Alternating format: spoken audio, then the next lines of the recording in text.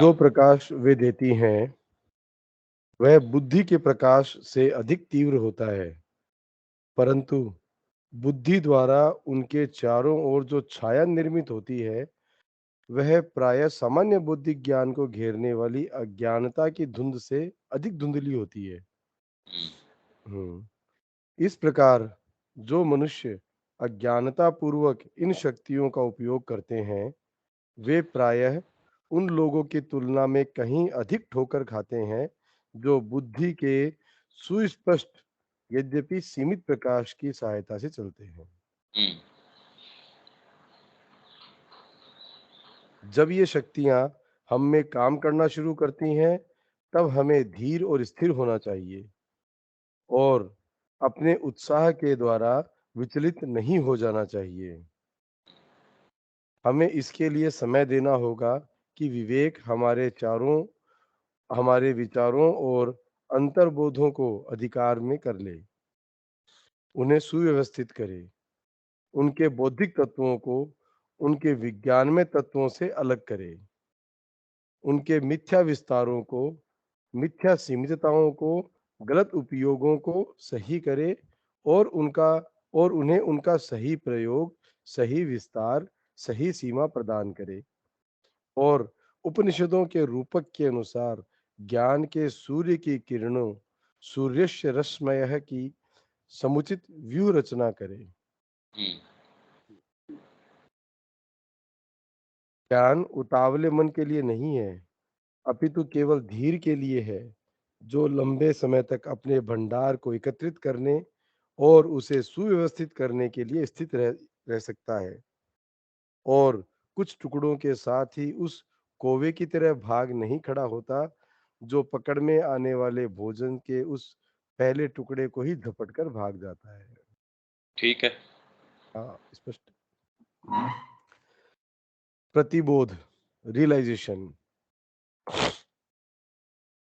प्रतिबोध या अनुभव का ज्ञान भाव के द्वारा चीजों का बोध करना है। सत्ता या सत्य के भाव के द्वारा सत्ता के सत्यों का बोध। चित या ज्ञान के भाव के द्वारा विचार के सत्य का बोध। तपस या बल के भाव के द्वारा बल और क्रिया के सत्यों का बोध।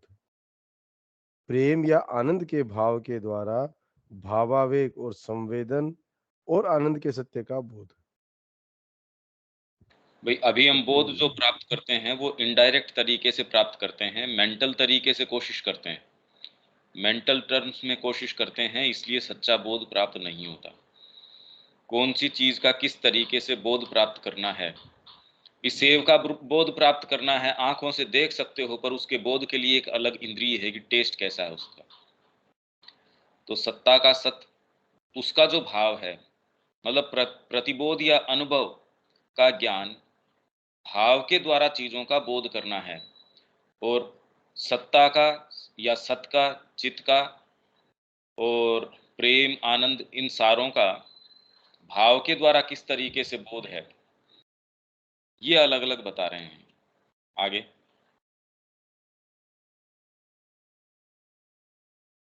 कैसे होता है? मतलब प्रेम आनंद के भाव का बोध, भावावेग और संवेदन और आनंद के सत्य का बोध या तपस या बल के सत्ता भाव के या बल अंदर के। भी जब तक ये आपने अनुभव महसूस नहीं किया और उसके अंदर ही हम्म, भाई मैं कहूँ कि जिसके खुद के तकलीफ नहीं हुई, वो क्या हाँ, जाने कि उसकी बीवाई अगर फटी हुई है, जो जिसके कभी हुआ है वो जानता है कि दर्द क्या है। तो अब ये पर्टिकुलर वो चीज हो गई। हम्म, तो सत्ता हम्म, का जो सत्य है या उसके खुद के एक्सपीरियंसेस हैं, उसका जो भाव है, उसमें आप उसको समझ सकते हो।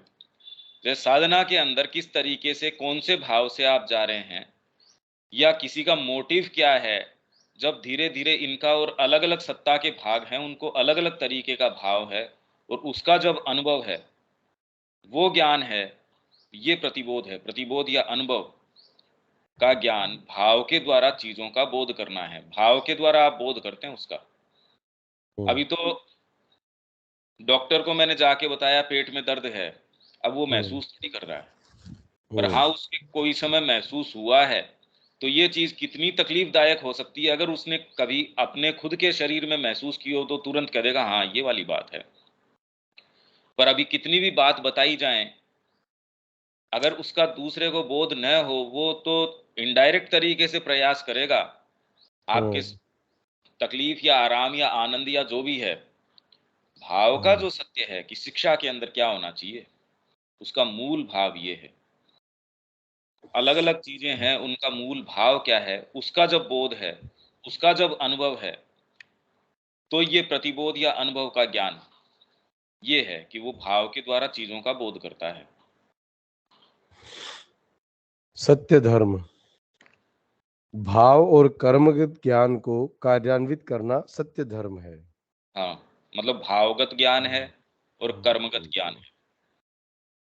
हम्म आपके भाव का और कर्म का कोई भी ज्ञान आपको है, भाई कोई मोटिव लेके चले, संसार के अंदर भ्रातृत्व होना चाहिए या कोई हम्म और भाव आपके है, और कर्मगत ज्ञान आपको कोई एक्टिव, कोई आपको नॉलेज आ गई, उसको अगर कार्यान्वित जब तक नहीं करते हो तब तक वो सत्य धर्म नहीं है। माइंड के अंदर है हम्म मेरे को माँ का ये करना चाहिए या जो जो भी मेरा भाव है एक, उसको जब तक एग्जीक्यूशन में नहीं लेके आता तब तक ये सत्य सत्य धर्म में नहीं आता तब तक। हम्म हम्म। तो ये सत्य धर्म हो गया, ये इसमें विज्ञान वाले में चल रहे थे ना ये इसके अंदर बेसिकली हम्म किसमें चल रहा था, विज्ञान चतुष्टय के अंदर विज्ञान चतुष्टय में। ज्ञान था हाँ। पहला। तो ये हम्म ज्ञान के भाग, फिर बाद में त्रिकाल दृष्टि आएगी, अष्ट सिद्धि हम्म और समाधि। हम्म तो हम्म ये इसके अंदर अंतर्गत चल रहे हैं अपन। फिर अब इसके बाद हम्म त्रिकाल दृष्टि आ गई। त्रिकाल दृष्टि त्रिकाल दृष्टि ज्ञान की एक विशेष शक्ति है जिसके द्वारा उस सामान्य शक्ति को व्यापक, संसार अच्छा ठीक है, बाद में मैंने चेंज कर दिया होगा, व्यापक शक्ति को।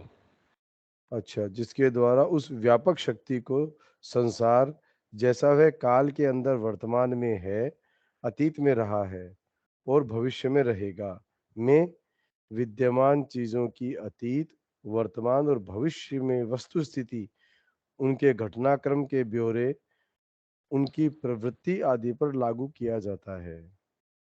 विशेष शक्ति है जिसके द्वारा उस सामान्य शक्ति को, उस व्यापक शक्ति को संसार जैसा वह काल के अंदर वर्तमान में है अतीत में भविष्य में रहेगा। जैसे ज्ञान सामान्य सत्य से संबंधित है, यह त्रिकाल दृष्टि किसी तथ्य विशेष के साथ कार्य व्यवहार करती है। त्रिकाल दृष्टि कई तरह से काम करती है। ये तो खैर ये ठीक है, हम्म, मतलब ये सेंटेंस ही फिलहाल तो समझ में बड़ा हाँ मुश्किल टेढ़, है क्या हाँ रहे हैं। हाँ तो नहीं ये कह इसका रहे हैं मतलब ये कि नहीं है। त्रिकाल दृष्टि ज्ञान की एक विशेष शक्ति है, एक हम्म पर्टिकुलर चीज है ये।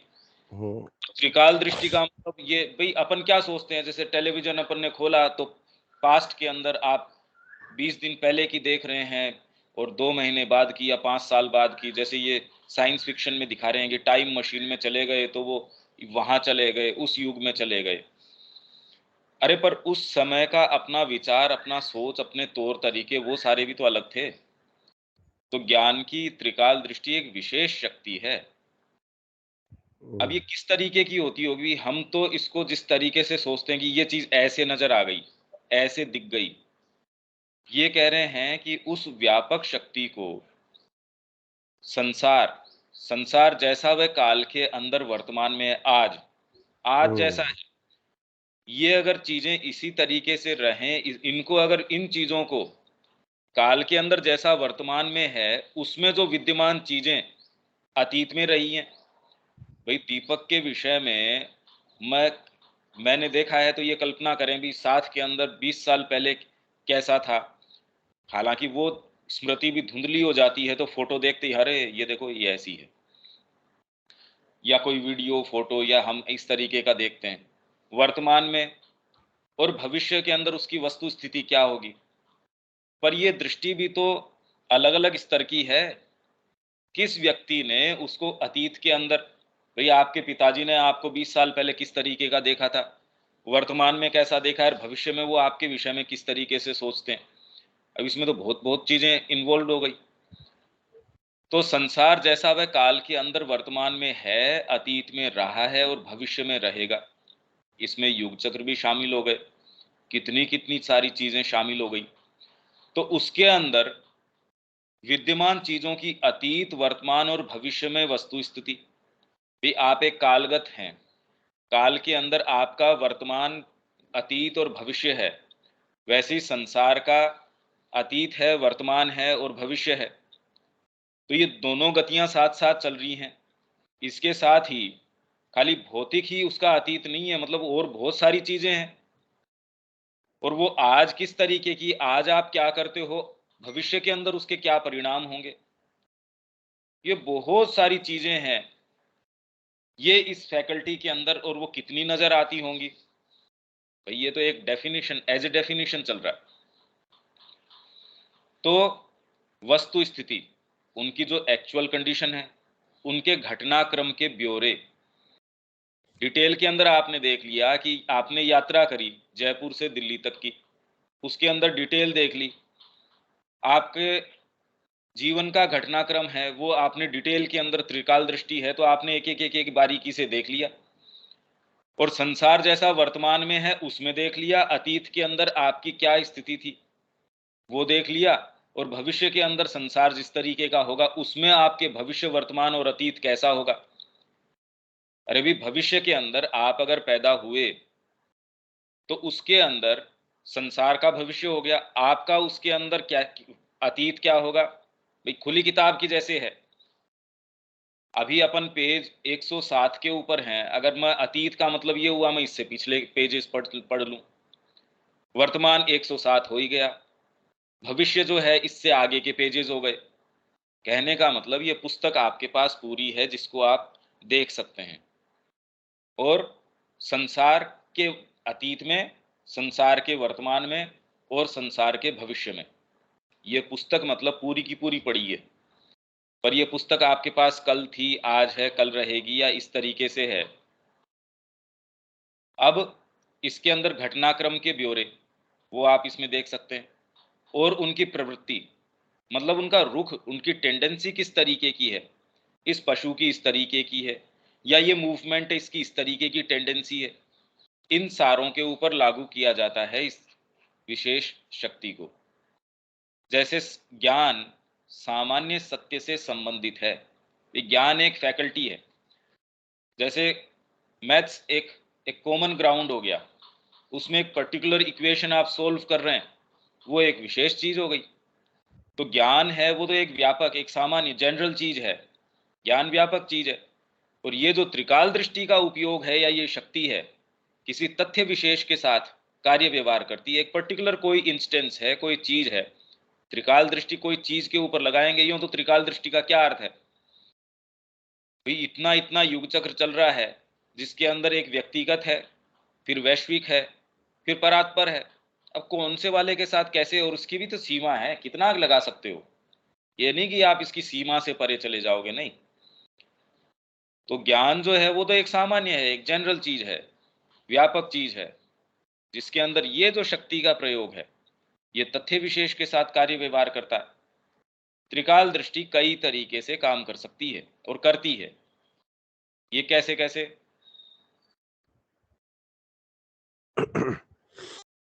सीधे ही, हाँ बिना किसी माध्यम या आधार के, दृष्टि, श्रुति और स्मृति के द्वारा। हाँ, मतलब इसके अंदर अब ये देखो, त्रिकाल दृष्टि का मतलब ये नहीं है कि आपको वो नजर आए। मैं ये कहूं कि मेरे को नजर आ रहा है दीपक, ये कोई जरूरी नहीं है। क्योंकि हमने ये बात करी दृष्टि, श्रुति और स्मृति, ये तीनों तो अलग तरीके की शक्तियां हैं। आपको बिल्कुल सीधे रिवील कर गई वो चीज, कोई जरूरी नहीं कि आपको उसकी पिक्चर नजर आई हो, एक्चुअल शब्द सुनाई दिया हो। ये जो है मतलब इंट्यूशन, इंस्पिरेशन और रेवलेशन, इनके द्वारा बिल्कुल सीधे आपको स्पष्ट नजर आएगा। ये आपको तो ये सीधे ही काम कर सकती है प्रत्यक्ष रूप से। 2 नंबर, वस्तु पर तब तक ध्यान एकाग्र करने से, उस प्रक्रिया के द्वारा जिसे पतंजलि वस्तु पर संयम कहते हैं, जब तक कि अवलोकनकर्ता और अवलोकित वस्तु का मन एक नहीं हो जाता, हम्म, तब हम जान जाते हैं कि वस्तु में क्या निहित है, चाहे भूत हो या वर्तमान या भविष्य। वैसे ही जान जाते हैं जैसे हम स्वयं अपनी सत्ता में अंतर्निहित तत्वों को जानते हैं। हाँ, मतलब किसी चीज पे इतना एकाग्र होते हो आप, ये एकाग्रता के कारण ये लोगों में होती है, तो वो जान जाते हैं। तो ये इस तरीके से भी काम कर सकती है कि किसी चीज के ऊपर, किसी भाव के ऊपर, किसी व्यक्ति के ऊपर, मतलब किसी पर्टिकुलर चीज के ऊपर आप अपने आप को केंद्रित करते हैं, उससे धीरे धीरे धीरे धीरे तादात्म्य स्थापित कर लेते हैं। और इसका जो मैकेनिज्म है, एक स्टोरी थी वो जिसके अंदर वो इस साइड से प्रक्षेपित करना चाह रहा है अपने आप को, तो वो इतना ज्यादा उस स्थिति से तादात्म्य स्थापित कर लेता है, वो एक क्षण के अंदर वो दूरी तय कर लेता है। इस तरीके की कई स्टोरीज हैं। या ये इसी के लिए ये त्राटक है और हैं ये प्रक्रियाएं जो अभ्यास करते हैं एकाग्र करने की। तो किसी वस्तु पर तब तक ध्यान एकाग्र करना जब तक कि अवलोकनकर्ता जो देख रहा है और अवलोकित वस्तु, इनके बीच कोई विभेद न रह जाए। ये दूसरा तरीका है कि ये त्रिकाल दृष्टि कैसे काम करती है। भाई देखिए, ये इस तरीके के अभ्यास हैं। अब इनकी चर्चा का मतलब तो ये हो गया डिटेल में, जिसके लिए हम कोई वेल इक्विप्ड नहीं है।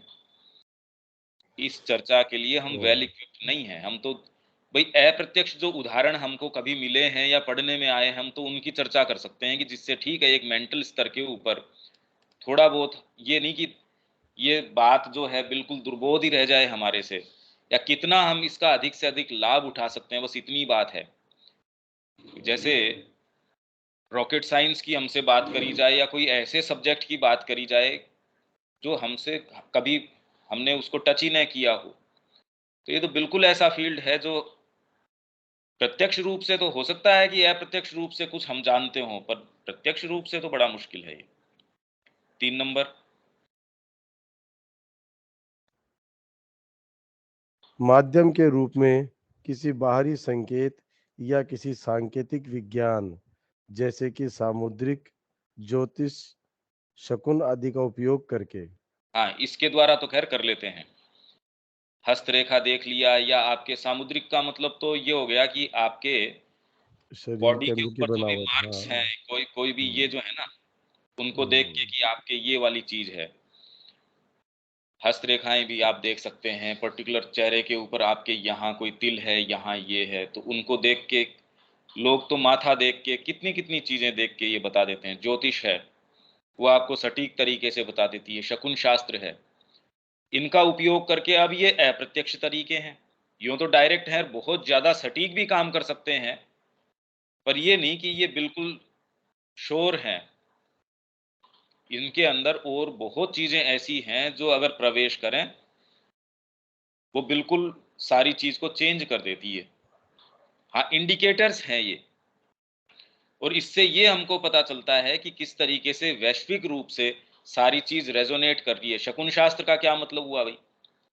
अगर इस तरीके से कोई पक्षी बोल रहा है या ये है, तो फिजिकल घटनाएं ये हो सकती है।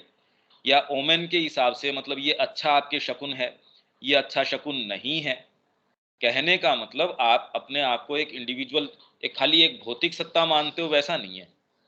आपकी जो चारों तरफ का वातावरण है, वैश्विक जो चीजें हैं, ज्योतिष का क्या मतलब हुआ, आपकी प्लेनेटरी पोजीशंस क्या हैं, आपकी उसके अंदर किस तरीके की स्थिति है, आपका इंटरेक्शन उन सारी चीजों के साथ किस तरीके से है।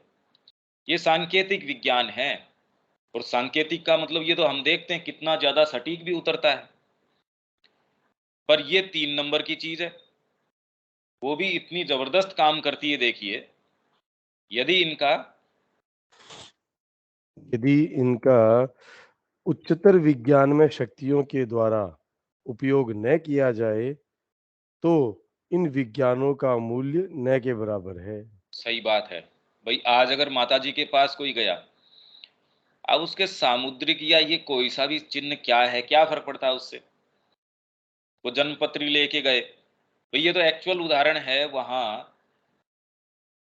एक लेडी आई, कैंसर उसके, तो उसने कहा चलो इंडिया घूम ही आते हैं। माँ से मिली तो माँ ने कहा कि तू वहाँ जाके विदेश के अंदर जहाँ से वो आई थी, वहाँ सेंटर खोलेगी। अब वो बाहर आके कहती है माँ को कुछ नहीं पता रहता।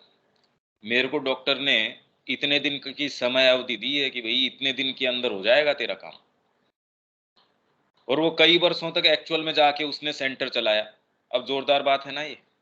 आपका ज्योतिष विज्ञान, आपका जो भी विज्ञान, चिकित्सा विज्ञान, उसने आपको एक समय सीमा दी थी, इतने दिन के हो जी आप। पर इसके अंदर एक दूसरा विधान है जिसने इंटरवीन किया और वो हमेशा ही काम कर सकता है। ये जैसे भौतिक चीज है, ऊपर से कोई चीज गिर रही है पेड़ से, वाइटल पावर ने बीच में इंटरवीन किया, आपने हाथ दिया उसमें, तो सेब की जो नियति या जो फल नीचे गिर रहा था उसकी जो नियति थी, उसको आपने ऑल्टर कर दिया, उसके अंदर बीच में कोई व्यवधान लाए। या कोई चीज गिर रही है, आपने बीच में उसको शूट कर दिया, तो उसकी जो नियति थी उसमें फेरबदल कर दिया। तो वाइटल जो हस्तक्षेप करने वाली थी उसके अंदर माइंड है, वो हस्तक्षेप करके उसके डायनामिज्म को चेंज कर सकता है। माइंड के अंदर कोई दूसरी चीज है, वो हस्तक्षेप करके उसके डायनामिज्म को चेंज कर सकती है। और इसकी लिमिट नहीं है, इस श्रृंखला का कोई अंत नहीं है। तो अगर हमेशा ही कैसी भी स्थिति हो, हम डिवाइन ग्रेस को पुकार सकें, माँ के प्रति ओपन हो सकें, तो जो बेस्ट उसके अंदर उन चीज़ों में हो सकता है, या वो क्या हो सकता है हमारे, वो इंस्क्रूटेबल है। हम नहीं सोच समझ सकते कि वो किस तरीके से चीज़ों में फेरबदल कर सकती है। आप में ये सारी चीज़ें हो सकती हैं और ये सारी ही मोल्ड करी जा सकती हैं माँ की कृपा द्वारा कि ये कैसे काम करें, कैसे नहीं काम करें। श्री अरविंद ने कहा मेरी खुद की जो होरोस्कोप है, कितनी बार उसमें जो चीज़ें हैं, कुछ है वो पास ऑन हो गई आके, कुछ है वो थोड़े रूप में घटी, कुछ सुनिश्चित तरीके से बताई गई थी। अगर मैं उसी ढर्रे पे चलता रहता या उसी तरीके से चलता रहता तो निश्चित 4 या 5 बार मेरी मृत्यु घोषित करी गई थी कि इस समय ये, इस समय ये। और वो हमेशा ही टाल दी गई क्योंकि कोई हायर डायनेमिज्म आता है, वो उसको फेरबदल कर देता है। तो अगर उच्चतर विज्ञान में शक्तियों का उपयोग न किया जाए तो इन विज्ञानों का मूल्य न के बराबर है। क्या करो भी आप, अगर ऑब्जर्वेशन नहीं है, शकुन शास्त्र सपोज आपके है कि ये कौवा बोल रहा, घर में कोई है ही नहीं, अब किसके लिए वो अपशकुन हो सकता है ये बताओ? या कोई है उसको सेंस ही नहीं है कि ये अगर शकुन हो रहे हैं तो इससे बारिश होएगी या इससे ये होएगा, आप क्या उपयोग करेंगे? ये तो भौतिक स्तर के ऊपर है। तो अगर डीपर आप में चीजें नहीं हैं, क्या करो आप इनका?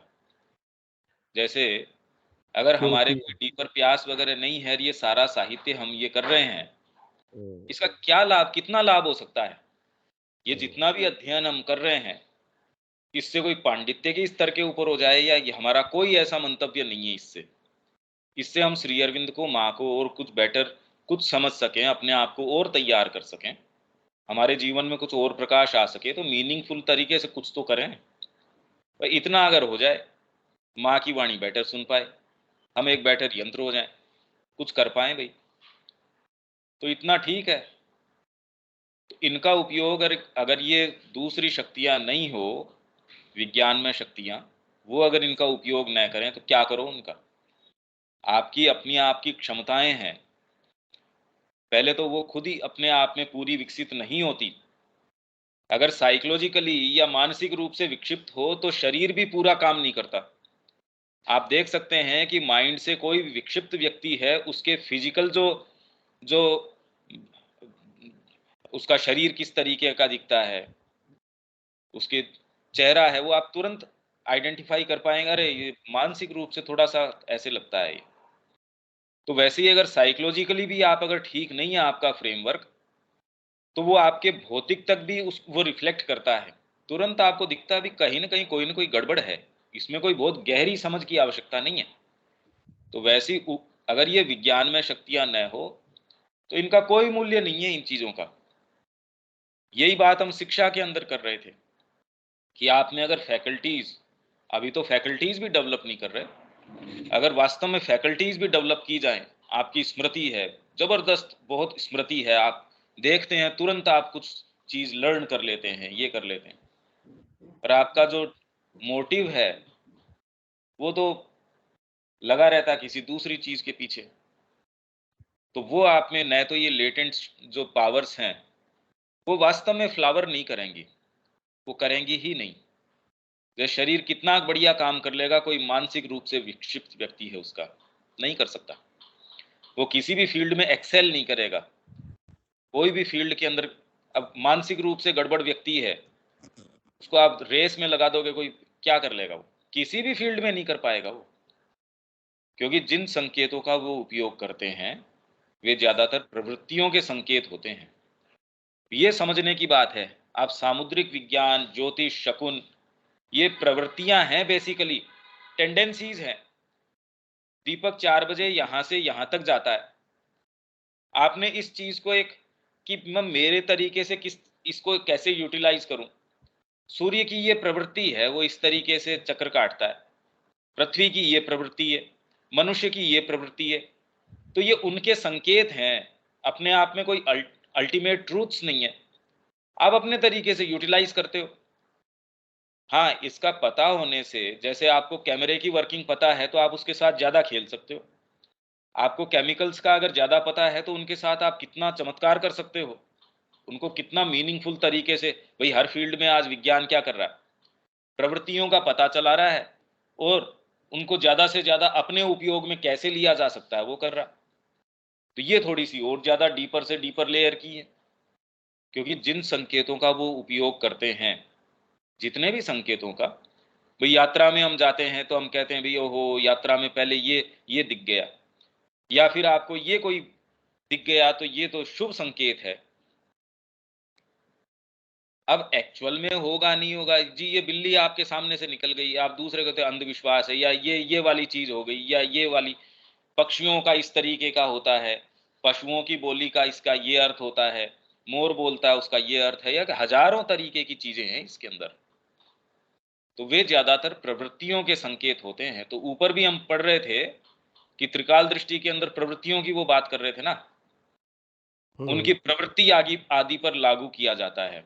तो उनकी प्रवृत्ति क्या है?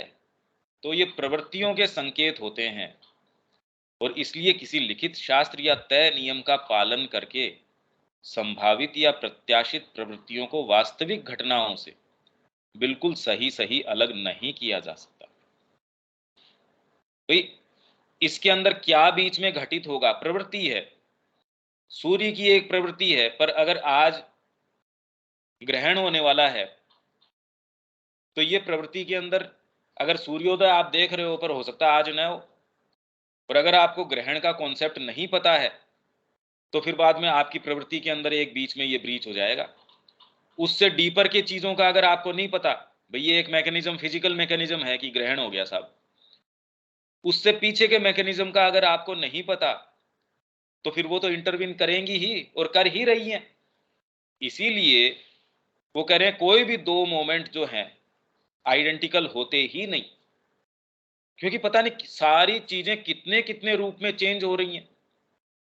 न आप वो ही वैसे ही, न विश्व की वैसी स्थिति, न फिजिकल यूनिवर्स की वैसी स्थिति, उससे जो बाहरी और घेरे हैं, चक्र हैं, उनकी वैसी स्थिति नहीं। तो कोई मोमेंट आइडेंटिकल कैसे हो सकता है? इसीलिए माँ कहती है कि एक रोग जैसे जुकाम भी है, वो दो बार आपको हुई या किसी भी व्यक्ति को हुई, वो एक जैसी है ही नहीं। वो एक ही रोग का नाम आपने वर्गीकरण कर दिया, ये बुखार, पर कभी भी उसके कारण, तो इसलिए आप उसका उपचार भी करेंगे। अगर आप सेंसिटिव हैं, स्पेशली आप अगर इस मार्ग में हैं, तो आप कभी भी आंख बंद करके ये नहीं कहेंगे पिछली बार भी मेरे को हुई थी। हाँ, सहायक हो सकती है कुछ चीजें आपके, पर आप ये कह रहे हैं कि ये तय नियम का पालन कर लेंगी, ये एकदम ऐसा कभी नहीं हो सकता। और इसी के अंदर माँ की जो पावर है कि सब कुछ जगदम्बा की इच्छा से होता है, वो इसमें निहित है कि हर मोमेंट जो है, कभी भी वो चीजें वो है ही नहीं, वो रिपीट ही नहीं हो रहा। संसार नवनिर्मित हो रहा है, नई पोजीशन के अंदर है। भाई आप जैसे वॉक कर रहे हैं, आपकी स्थिति चेंज हो रही है, तो उसके आपके रिलेशन से जो वस्तु स्थिति है वो भी चेंज हो रही है। पर हमारा दायरा तो एक लिमिटेड है।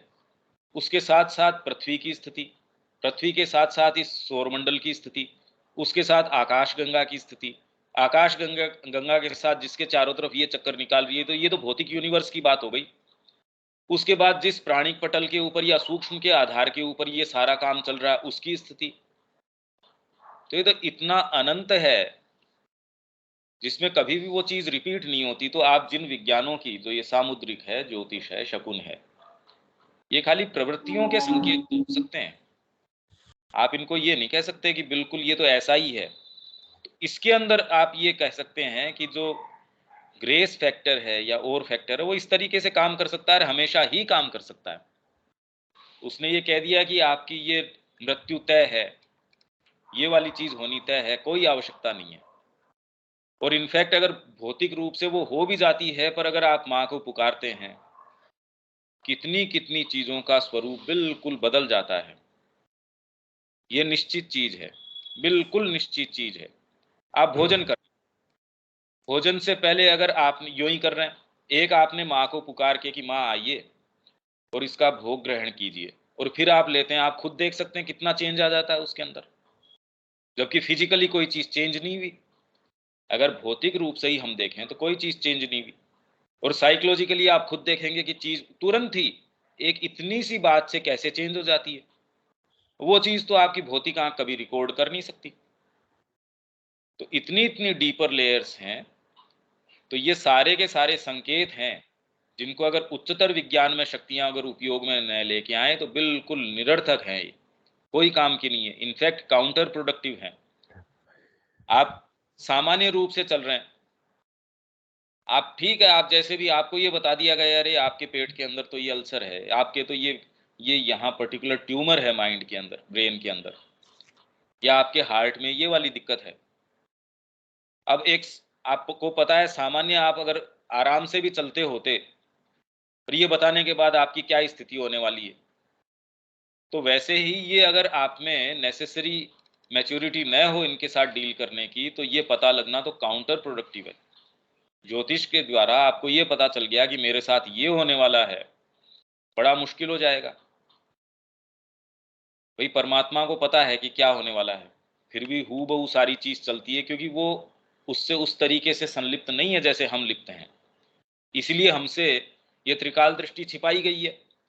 अगर सही अधिकार हमको इसका होता तो ये स्वतः कार्य करने लगती, इसीलिए छिपाई गई है ये अभी हम इसको हैंडल नहीं कर सकते, थोड़े से कोई हैंडल नहीं कर सकते।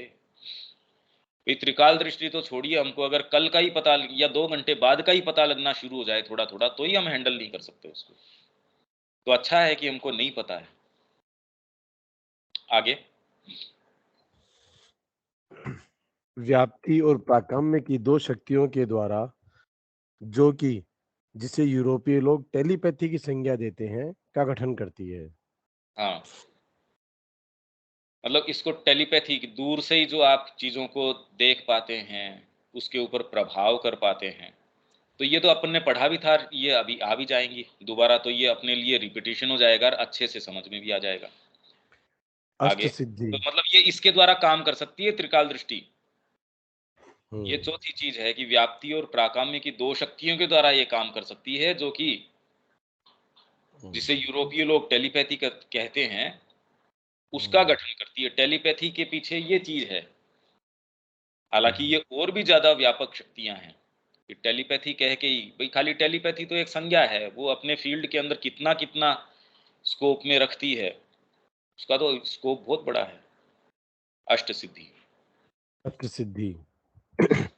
व्याप्ति, प्राकाम्यम, ऐश्वर्यम, इशिता, वशिता, महिमा, लघिमा, अणिमा इति अष्ट सिद्धि।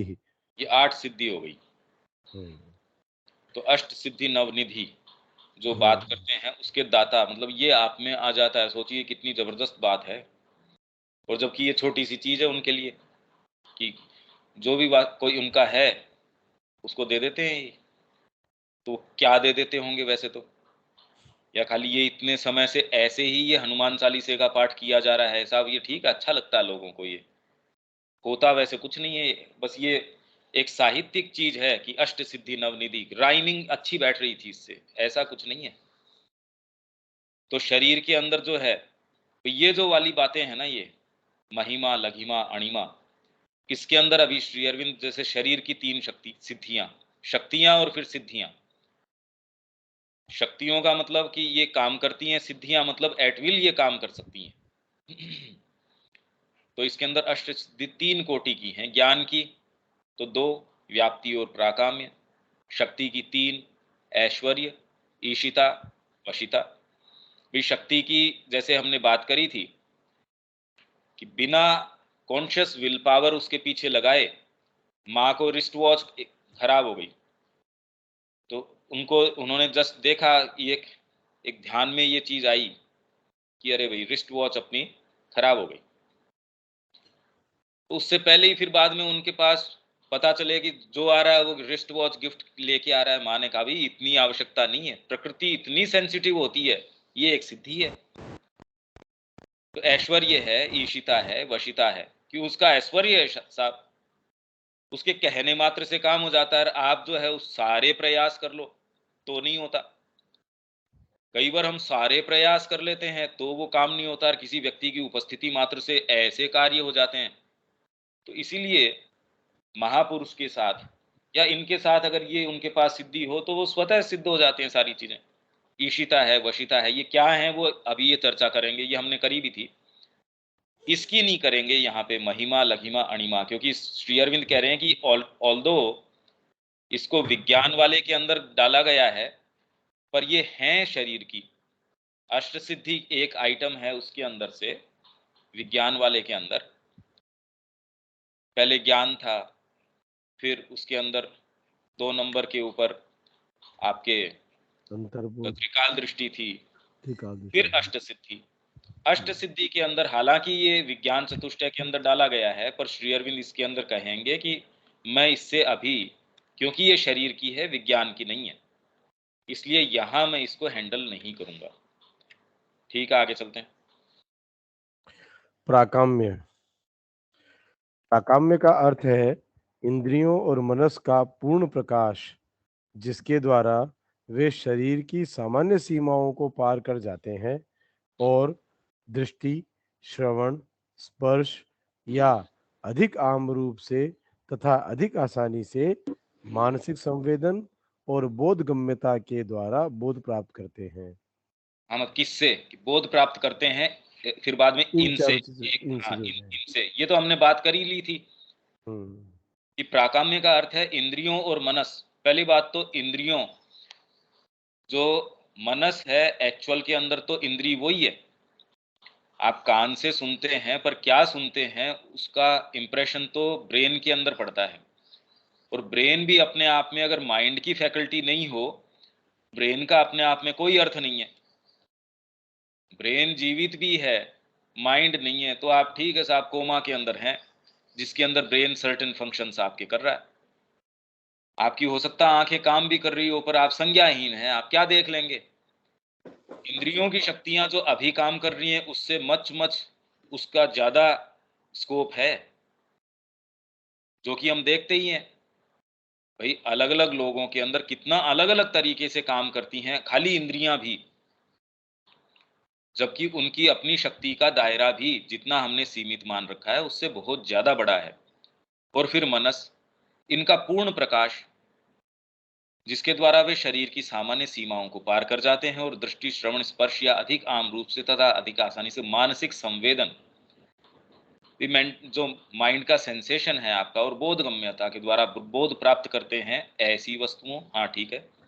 ऐसी वस्तुओं, दृश्यों और घटनाओं का जो दूरी पर हो या फिर मन और इंद्रियों की सामान्य क्रिया से छिपी हो। ठीक है। ठीक है। ऐसी वस्तुओं, दृश्यों और घटनाओं का जो सत्ता के अन्य लोकों की हो। हाँ, ये भी अपन ने बात करी थी हम्म। कि अन्य लोगों की है, इसका मतलब ये नहीं कि अनरियल है। इसलिए हम्म। भाई हमारे जितने भी साहित्य के अंदर वर्णन है वो इस तरीके से गुथा हुआ है कि उसके अंदर उनको तो ये प्रत्यक्ष नजर आ रहे थे, इसलिए उन्होंने इसका वर्णन कर दिया। हम ये कह रहे हैं बताओ देखो कैसे लोग हैं, इनको फिजिकल ज्योग्राफी का ही नहीं पता। इनके पास इतनी करोड़ गायें थी, इनके पास ये इस तरीके के चरागाह थे, यार फिजिकली पॉसिबल नहीं है ये। पहली बात तो जो फिजिकल संस्थान था वो आज में उस समय के जो अभी जो स्केलेटन्स निकल रहे हैं या जो जिस तरीके के अवशेष निकल रहे हैं उसमें ही बहुत बड़ा अंतर आ गया।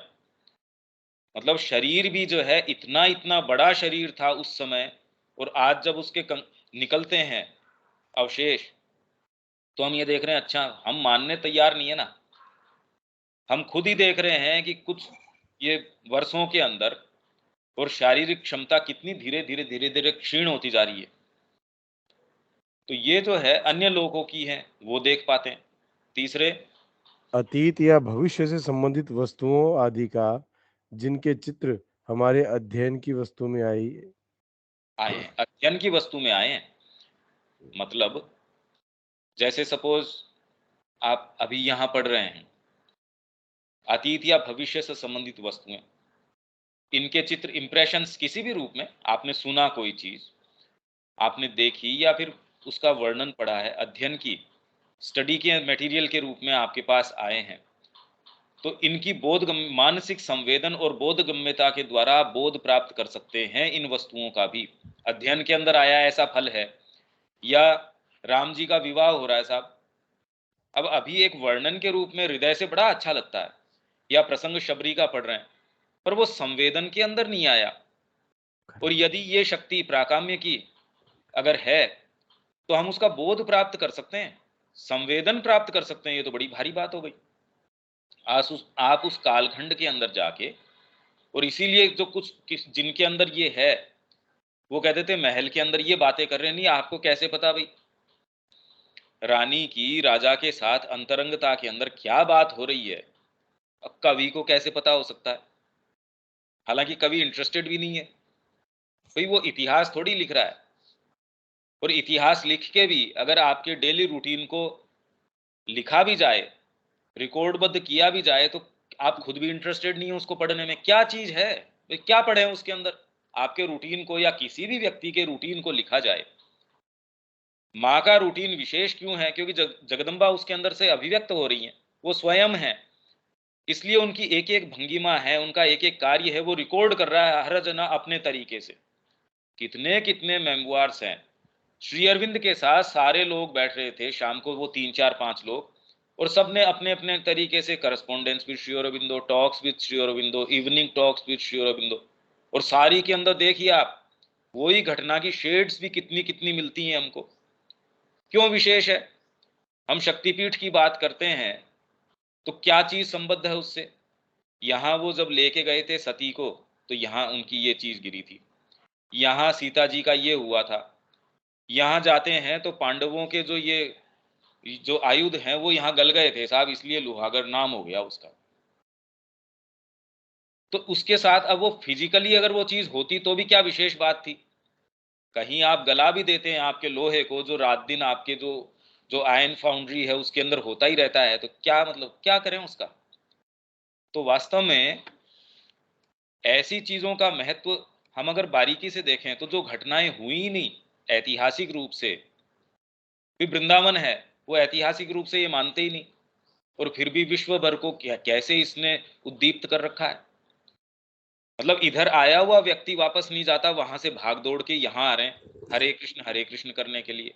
तो कौन सी चीज है, किसको रियल माने किसको अनरियल माने, ये एक समझने की बात है। हम ऐसी चीज के पीछे एनचांटेड है। बिहारी जी के पास चले गए, ऐस सच देखें तो मतलब क्या है, कौन सी चीज है? उससे ज्यादा कोई व्यक्ति चाहे कितना भी राजा हो महाराजा हो, कितना क्या प्रभावित हो जाएंगे उससे, और कितने एक लोग प्रभावित हो जाएंगे। क्योंकि उसकी व्यवस्था के अंदर तो हो सकता है उसकी जी हुजूरी करनी जरूरी है, या उसकी व्यवस्था के अंदर तो वो उसके साम्राज्य में तो उसका प्रभाव है, उसके अलावा क्या, कुछ नहीं। और उसके अंदर भी एक छत्र हो ये आवश्यकता नहीं है। तो जिनके चित्र हमारे अध्ययन की वस्तु में आए हैं और इनका सेंसेशन में बोध आप प्राप्त कर लेते हैं, ये तो बड़ी जबरदस्त बात है। दूसरों के मन, दूसरों के मन, भावना, संवेदना आदि की वर्तमान अवस्थाओं को का का या उनके विशेष विचारों, भावनाओं और संवेदनों का। बोध प्राप्त करना ही इससे जोड़ देते हाँ, हैं, ये सेंटेंस तो हाँ, वहां से ऊपर है वाली ना। लाइन से। हाँ, तो ये दूसरों के मन, भावना, संवेदना आदि की वर्तमान अवस्थाओं का, या उनके विशेष विचारों, भावनाओं और संवेदनाओं का। और ये कोई ज़रूरी नहीं है कि आप सोच के ये कर रहे हैं। हाँ, आप अगर डायरेक्ट करें, तो आपकी लिमिटेशन नहीं होनी चाहिए, आप में ये सिद्धि है कि आप प्रक्षिप्त करते हैं अपनी इस चीज़ को, और दूसरों के मन में क्या है, उनके भाव क्या हैं, संवेदनाएँ क्या हैं उनकी, या उनके पर्टिकुलर जो है विचार, भाव, संवेदनाएँ किस तरीके की हैं। जनरल तरीके की आपको आवश्यकता नहीं है, बड़ी मुश्किल हो जाए। भई माँ के पास ये चीज़ है और बिना प्रयास किए जैसा जब होना है, मतलब बिल्कुल भी इतनी ट्रांसपेरेंसी है बीइंग के अंदर कि डिविनिटी है। जिसकी जो चीज आनी है, पुकार आनी है, जैसे आनी है, माइंड के थ्रू जाए और माइंड ये समझे कि इनको इस तरीके की प्रतिक्रिया देनी है, ये चीज देनी है, ये रिएक्शंस देना है, ऐसे तो बड़ा भारी काम हो जाए।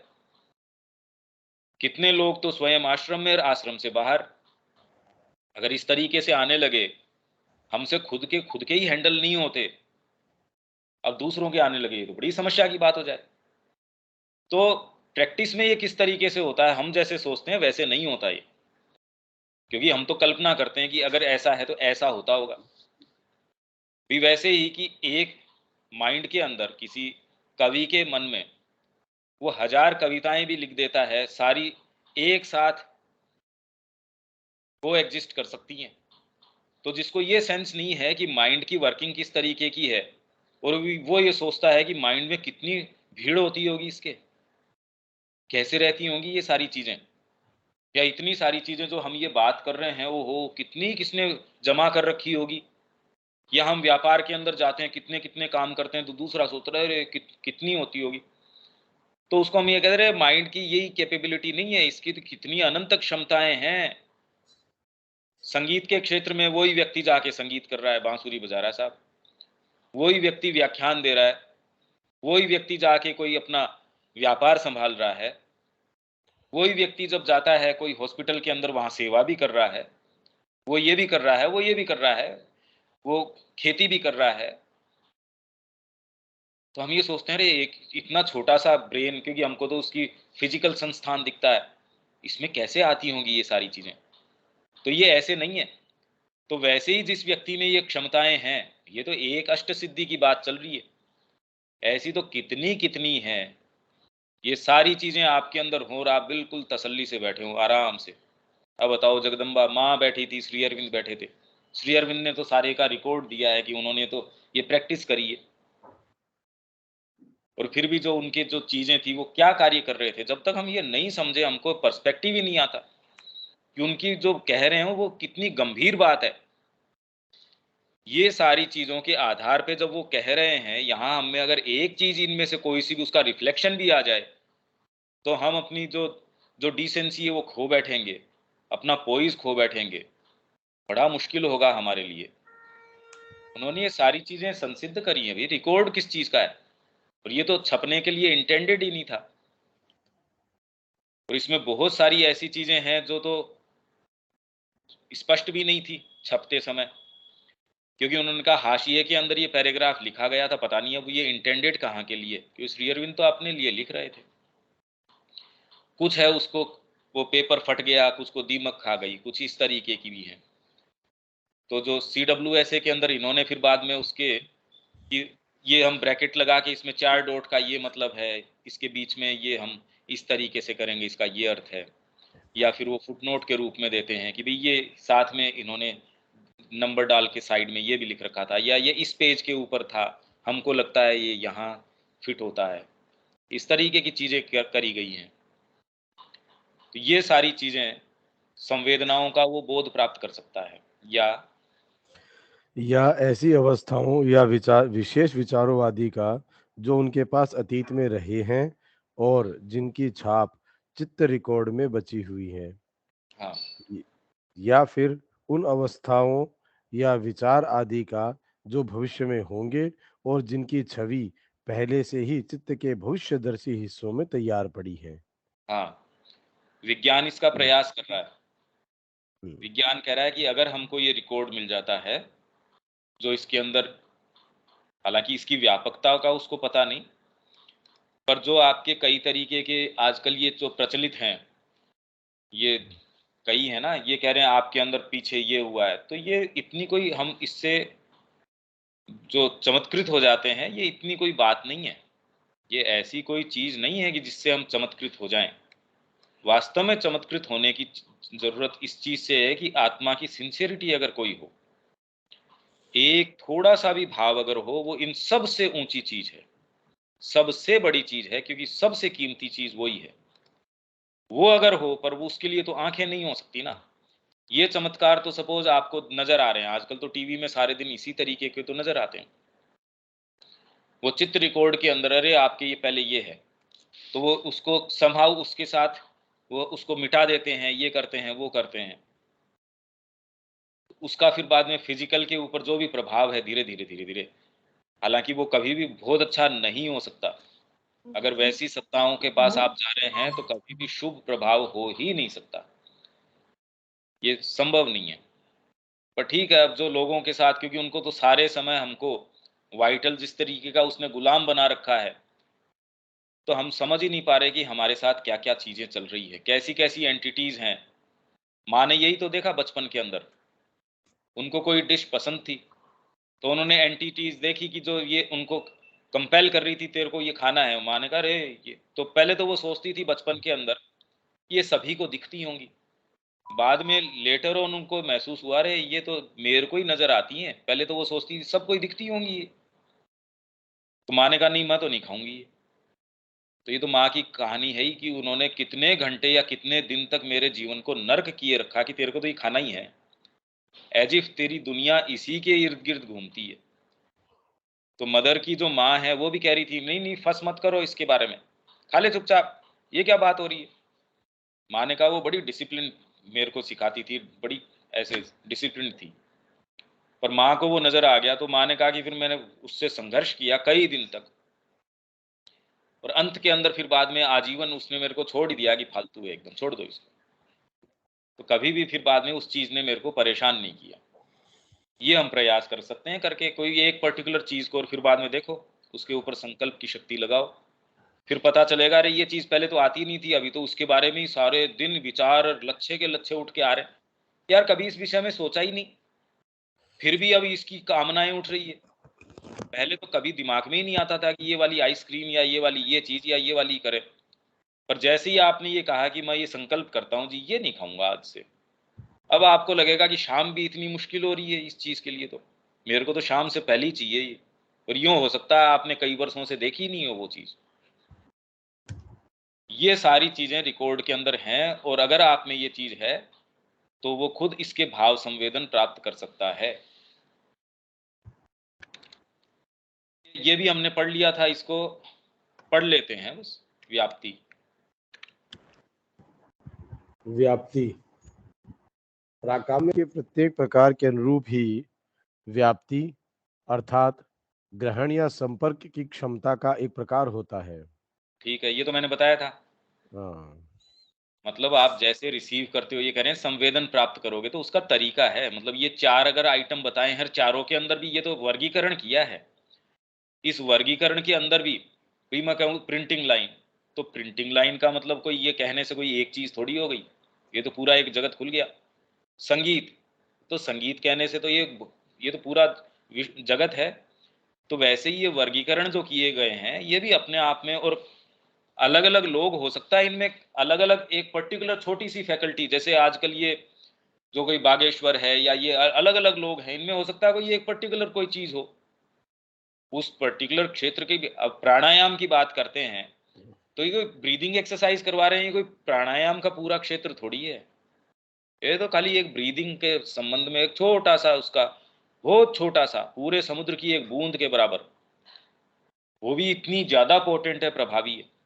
तो ग्रहण या संपर्क करने की क्षमता का एक प्रकार होता है। आप कैसे इनको रिसीव करते हैं? उदाहरण के लिए, हाँ, उदाहरण के लिए प्राकाम्य के द्वारा हमें दूसरे की भावनाओं का बोध हो सकता है।